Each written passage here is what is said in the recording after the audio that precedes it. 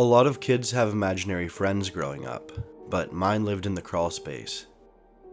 At first I thought she, or it, meant well, just a harmless companion in the dark. But I was wrong, so wrong.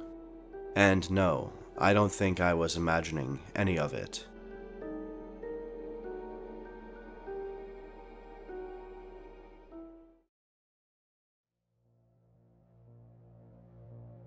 When I was young, my parents divorced. Before that, we were a tight-knit and loving family. Needless to say, I struggled with it, and the transition took a toll on my mental health, especially being so young. At that time in my life, I had just switched schools, so I didn't have many friends. I spent a lot of time alone, mostly reading and catching frogs in the pond behind our house. It's strange, because I still remember the day I met her. It was an autumn morning, and I was frog hunting in the pond. The leaves had all fallen off the trees, leaving them bare and spindly. The air was brisk, and I remember the fog being extremely thick. So thick I couldn't see more than 30 feet in front of me. I recall reaching quickly for a frog, but being startled by a woman's voice saying my name. It wasn't my mother's voice, or any voice I recognized for that matter. When I looked up, I could make out a tall, thin figure in the fog, but couldn't see any details. Man, telling this story back, it sounds creepy, but that's really not how I felt at the time. Not at that point, at least. I didn't reply, just stared, confused. Then a massive bullfrog came flying out of the direction of the figure, followed by, "Oops, this one almost got away from you." I was ecstatic. It was by far the biggest frog I'd seen in months. I remember saying thanks. The figure replied with, "Anytime," and introduced herself as Poppy. Her voice was strange, but friendly. It was cheerful, but it had, I guess, what I'd describe as a male undertone. After that, I ran back up to the house with the frog in my hands to show my mom. For the next few weeks, every time I went to the pond, Poppy would be there, keeping her distance in the thick fog, just out of my view.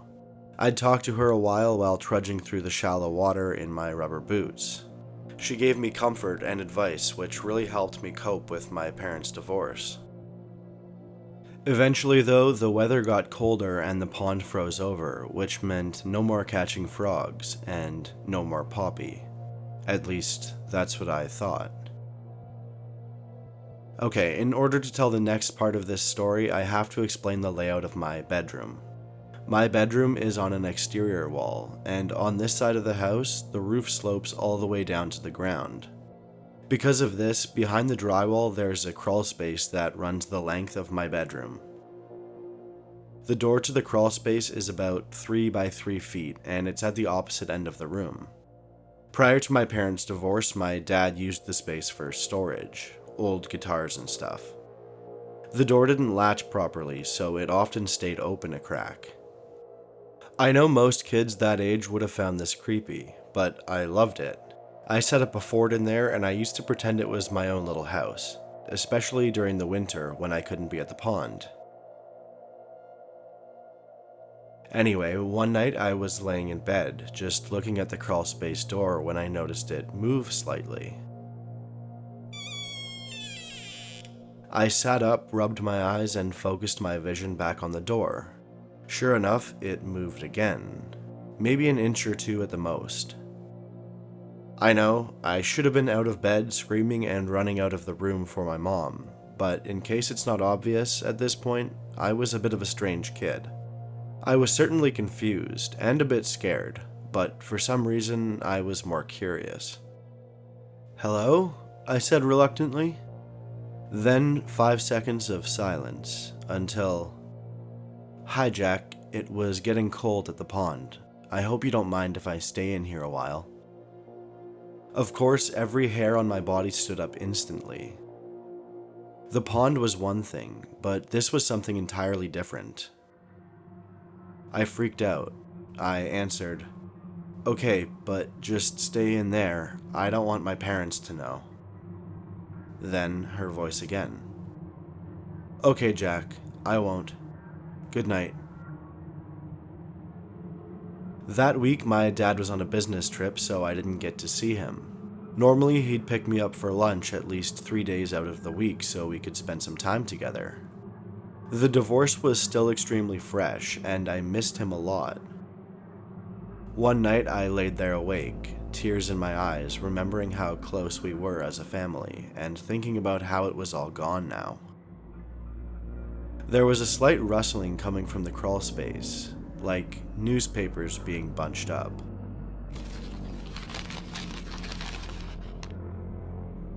Remembering how much she had helped me in the past, between tears, I squeaked out, "Poppy?"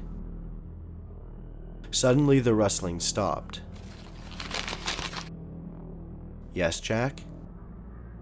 "I just don't know what to do," I said.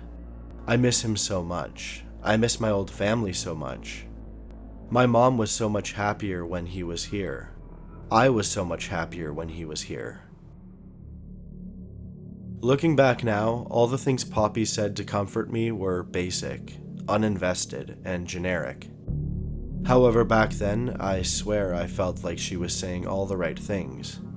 She knew exactly how to comfort me, how to make me see the light in any situation, even if it was a very dim light.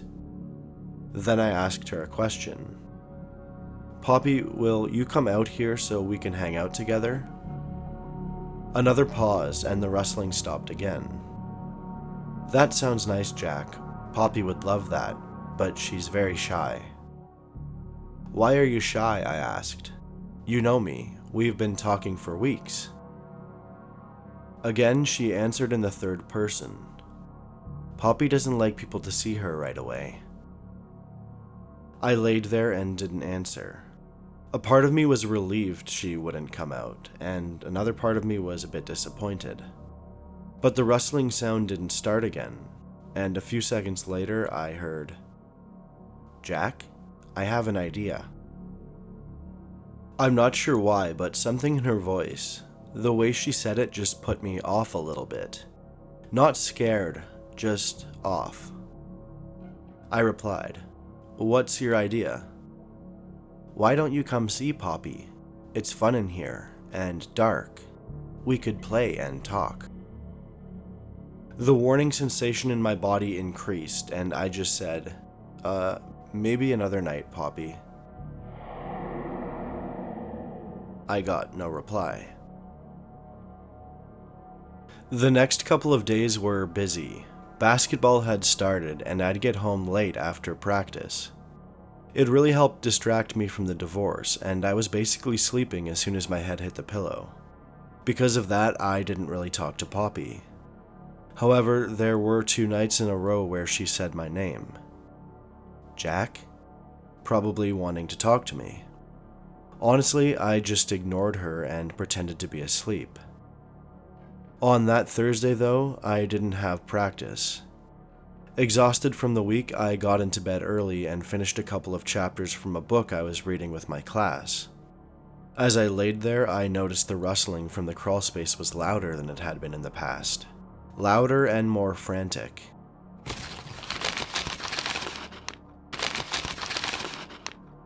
I listened for a while, not wanting to say anything and acknowledge it. Honestly, with basketball season started, I had begun to feel better, more positive. But the better I felt about everything else, the more off I started to feel about Poppy. The fact that she was always in the crawlspace, day and night. The fact that I never knew what she was doing, or what she looked like. And the fact that she wouldn't come out here, but wanted me to go in there, left me with an uneasy feeling. The more I thought about it, the more the idea of Poppy creeped me out. I don't know how or if this was just my imagination, but I got the feeling that Poppy was picking up on this. That somehow she knew I had been ignoring her, drifting apart, becoming suspicious. Anyway, I continued to listen to the frantic rustling until it abruptly stopped. Then I heard Poppy's voice. Only this time it was a bit more suspicious, less outgoing, deeper. It seemed testing, if that makes sense. "Jack?" I didn't say anything, just looked over at the crawlspace door. It was cracked open maybe 4 inches. Slowly, my stomach began to turn as I watched a long, pale arm emerge from the crack. The hand held what looked like a bouquet of red flowers. Heart in my throat, I got out of bed and walked slowly toward it. A wave of chills and adrenaline consumed me as I looked closer at the hand that was now right before me. It was awful. Long, skinny, off-colored fingers held what looked like a bouquet of homemade poppies, like an art craft project. I'm assuming it was made from supplies in the crawlspace. The worst part, though, were those long, overgrown, yellow-chipped nails that seemed to be barely hanging on to her fingers. I snatched the bouquet quickly, being careful not to touch Poppy's hand, and walked briskly back to bed. I really didn't want to let her know how I was feeling, that I was terrified. "Wow, thanks, Poppy. These are amazing," I said. No reply, no shuffling, just silence. Then, after a few seconds, she just asked, "Do you really like them?" Another bout of chills shot down my spine. She was definitely onto me, testing me. I knew I had to play it careful. I didn't know what this was anymore, what she wanted from me, or what it, I guess, was capable of. I gulped, trying to steady my shaking voice before replying. "Yeah, really, I mean, these are truly amazing. You just made my entire night, thank you." She still must have been suspicious because, again, no reply. I knew I had to sell it. I had to do everything I could to convince her there was nothing wrong. So I brought up the topic of my dad and asked for advice and comfort. I think this worked because we talked for 2 excruciating hours. The whole time I was trying to keep my tone genuine as to not tip her off. Eventually, when I was confident enough that I had de-escalated her suspicion, I said goodnight and went to bed. The next morning, I woke up to my alarm, which meant I was already 15 minutes behind schedule for school. I never need an alarm to wake me up, but always set one just in case. This day, though, I slept in. I frantically popped out of bed and threw on clean clothes. When I went to grab the book I'd been reading for school on my nightstand, it wasn't there. I was confused. I know I left it right there the night before.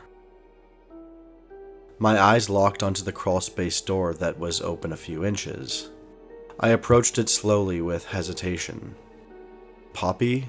My voice cracked. Did you take my book?"